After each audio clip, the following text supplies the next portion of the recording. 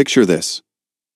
A federal judge, driving to her niece's wedding in her Honda Civic, gets pulled over by a corrupt cop. He grabs her arm, kicks her car, throws her in a cell, but instead of revealing who she is, she stays completely silent. Why would someone with that much power willingly endure abuse? What was she planning? And what happened when the truth finally came out? What you're about to hear is a true story of courage, corruption, and how one woman's decision to stay silent brought down an entire criminal network hiding behind police badges. And trust me, the ending will leave you speechless. It was a Saturday afternoon in Alabama. Judge Raina Washington, a 52-year-old federal judge, was driving to her niece's wedding in Birmingham. She wasn't in a government vehicle, no security detail, no police escort, just her Honda Civic, and a beautiful dress for the celebration.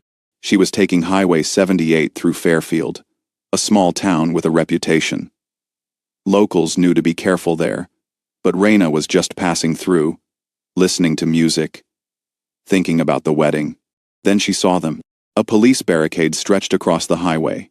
3 or 4 officers stood in the road, and right in the middle was Sergeant Devin Mitchell.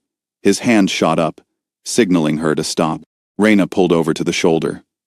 Something felt wrong immediately. The way Mitchell approached her car, the smirk on his face, the way the other officers positioned themselves around her vehicle. "Where you headed, ma'am?" His voice was dripping with condescension, like he'd already decided who she was and what this stop would be. "I'm going to my niece's wedding," Raina replied, keeping her voice calm and respectful. Mitchell looked her up and down slowly, deliberately. Then he laughed. "Oh, going to eat and drink at the niece's wedding, huh?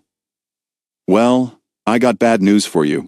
You were speeding through our town, and I don't see that seatbelt properly fastened either." Raina knew immediately this was a lie. She'd been watching her speed carefully. Her seatbelt was fastened the moment she got in the car. This wasn't a traffic stop. This was something else entirely. But here's where the story gets interesting. Raina Washington had the power to end this immediately. One sentence, "I'm a federal judge." But she didn't say it. She made a calculated decision in that moment to see exactly how far these officers would go, how deep the corruption ran, how they treated people who didn't have power or position. "Officer, I haven't violated any traffic laws," she said calmly. That was all it took. Mitchell's face darkened. He leaned in close.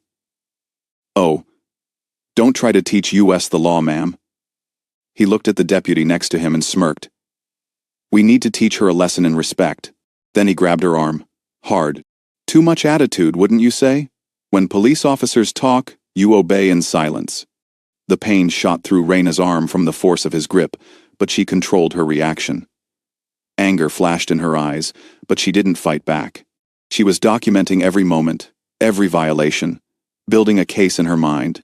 Mitchell saw that look and didn't like it one bit. "Still got that defiant look? I've dealt with plenty like you. Time for a real lesson." A deputy stepped forward. "Sergeant, let's take her to the station. Give her the full treatment. She'll learn real quick how to deal with police." Another officer snatched Raina's purse from the car. "Come on, get in the patrol car." Raina stepped back. "Don't put your hands on me. The consequences won't be good." "That did it," Mitchell exploded. "Look at this one. Think you can threaten us?" The deputy grabbed Raina by the shoulder and tried to shove her toward the patrol vehicle. She pulled away, but there were too many of them. Then one of the officers, in a fit of rage, actually kicked her car door, leaving a dent. "Think you're important?" he shouted. "We'll show you what happens when you disrespect the badge." At any point, Raina could have stopped this, but she didn't. She wanted to see how far they would take it, how they treated regular citizens who couldn't fight back. What happened when there were no cameras, no witnesses, no accountability? They forced her into the patrol car and drove her to Fairfield Police Station. When they arrived, Mitchell was practically celebrating. He burst through the doors shouting, "Everybody, we got ourselves a special guest today, one who needs a serious attitude adjustment." Raina said nothing. She just observed. The dingy walls, the way the other officers looked at her with contempt, the casual cruelty in how they handled people who ended up there. A deputy leaned over to Mitchell and whispered, "What are we actually charging her with, Sarge?" Mitchell barely glanced up from his paperwork. "Speeding, no seatbelt, resisting arrest, disturbing the peace." "Hell. Write down whatever you want. We just need to break her spirit. Don't ask too many questions." Raina heard every single word, and still, she remained silent. She was letting them build their own case against themselves. They demanded her name. Mitchell slammed his hand on the metal desk so hard it echoed through the entire station. "What is your name?" Raina looked at him calmly. "Sarah Johnson." Mitchell laughed with disdain. "Oh, a liar too. Smart one, huh? You're used to lying to police. But here's what you need to understand. One false move, and you'll regret it before you even know what hit you." Then they threw her into a holding cell. It was filthy. 2 other women were already there, looking defeated and scared. One of them asked Raina why she'd been arrested. Raina just smiled slightly and said nothing. She was seeing the full picture now. If this could happen to a federal judge, what happened to regular people? People without power, without resources, without anyone to call for help. Mitchell was at his desk, forging official documents, writing up completely fabricated charges. He was so confident, so comfortable in his corruption, that he didn't even try to hide it. Then Captain Jeremy Williams walked in. He had a slightly better reputation than most in that department, though that wasn't saying much. "What's going on here?" Williams demanded, looking at the scene. Mitchell smiled nervously. "Nothing major, Captain. Just a woman from Birmingham with too much attitude. We're teaching her some respect." Williams looked at Raina carefully. Something about her composure, her silent dignity, wasn't adding up. "What are the actual charges?" "She was speeding, showed hostility during the stop, resisted." "What's your name, ma'am?" Williams interrupted, speaking directly to Raina. Silence. Mitchell jumped in. "See, Captain? She won't even give her real name. Been lying since we brought her in." Williams's instincts were screaming at him. "Put her in a separate cell. I want to question her myself." Mitchell looked surprised, but Williams was firm. "I'll handle this personally." They moved Raina to an even smaller, more isolated cell. She sat on the broken bench, watching, waiting. Every minute that passed, she was building an encyclopedic memory of every violation, every corrupt practice, every abuse of power. Then everything changed. A deputy burst into the station, face white as a sheet. "Captain, there's a convoy of black vehicles outside." Mitchell's head snapped up.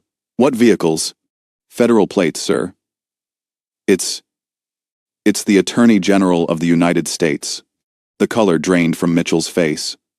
Williams went on full alert. This had just become a federal situation. The Attorney General walked through that door like a force of nature. His eyes scanned the room, landed on the arrest report on Mitchell's desk. He picked it up, read it, and you could see the anger building with every line. Then he walked straight to the cell where Raina Saturday. "Ma'am," he said, his voice respectful but firm. "What is your name?" For the first time that entire day, Judge Raina Washington smiled. "The Honorable Judge Raina Washington, United States Federal Court, Northern District of Alabama." Time seemed to stop. Mitchell's legs actually buckled. The other officers turned pale. The floor seemed to disappear beneath their feet. The woman they had grabbed on the highway, whose car they had kicked, who they had thrown in a cell and humiliated, was a federal judge. Not just any judge. The judge who presided over federal cases throughout the entire Northern District of Alabama. One of the most powerful legal figures in the state. The Attorney General turned slowly to face Sergeant Mitchell. When he spoke, his voice was ice cold. "Sergeant Mitchell, how dare you bring false charges against a federal judge? How dare you lay hands on her? Do you have any idea what you've done?" Mitchell tried to stammer out a response, but Captain Williams cut him off, desperately trying to save himself. "Sir, I told them something was wrong with this arrest. I was about to investigate, but it was too late." Everyone in that room knew it. Judge Washington stood up, her voice calm but carrying absolute authority. "Sergeant Mitchell, your career in law enforcement is over.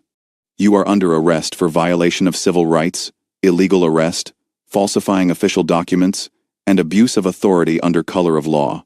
Mitchell couldn't breathe. This couldn't be happening. He reached into his pocket with shaking hands and pulled out a folded document. "Wait," he said desperately. "My retirement papers. I filed them 3 days ago. You can't touch my pension." Captain Williams rushed to the computer, checked the records, and looked up. "Sir, the papers are legitimate, but the retirement doesn't take effect for another week.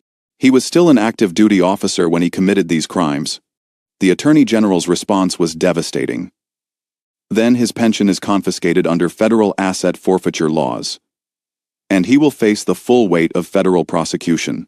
Mitchell, cornered and desperate, played his last card. "I'm not the only one," he shouted. "You think this is just me? Half this department is involved. We've been running this operation for years." And just like that, he'd sealed everyone's fate. Other officers in the room went pale. Some tried to back away.